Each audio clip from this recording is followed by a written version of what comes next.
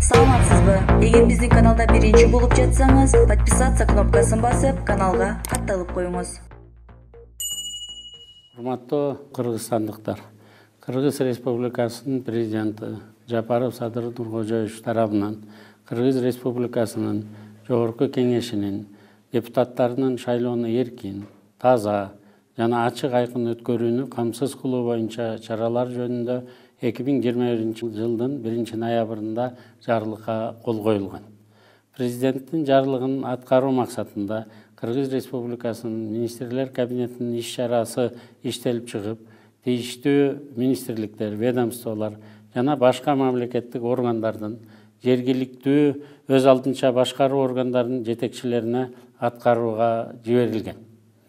Бүгүнкү күндө Кыргыз Республикасынын Ички иштер министрлигинде жана Борбордук шайлоо комиссиясынын Кыргыз Республикасынын шайлоо жөнүндө мыйзамдарынын бузулушуна байланыштуу 59 факт катталган. Анын ичинен 29 фактысы Кыргыз Республикасынын Борбор шайлоо комиссиясынын ыкчам чара көрүүчү координациялык топко келип түшкөн. Мисалы 2020 жылдын октябрь айында 466 мыйзамдын бузуу фактылары катталган. Анын ичинен 170-и сатып алуу, подкуп боюнча. Үгүт иштери башталгандан бери 10 күндүн ичинде Кыргыз Республикасынын шайлоо жөнүндө мыйзамдарын бузуу фактылары жана президенттин жарлыгынын жетиштүү деңгээлде аткарылбагандыгы үчүн төмөнкүдөй чечимдер кабыл алынды.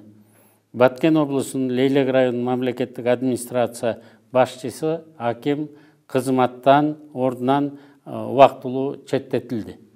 Исфана шаарынын мэрине сөгүш жарыяланды.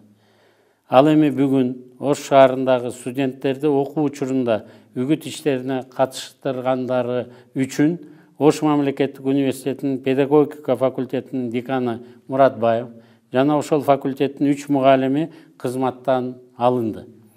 Ош мамлекеттик университетинин ректору Кожобеков кызматтан алынды.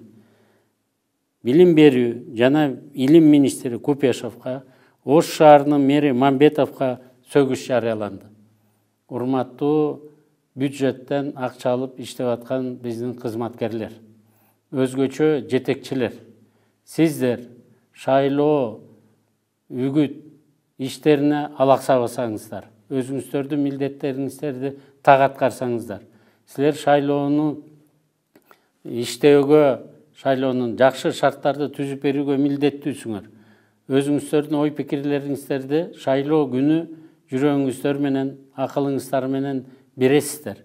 Бирок азыр аралашпасаңыздар. Урматтуу жетекчилер, жумуштан бошоп калбайын десеңиздер, президенттин указын так аткарып, кыргыз элинин астында абийириңиздерди таза болушун мен кабинет министрлеринин төрагасы катары жана администрация президенттин жетекчиси катары суранам жана талап коем.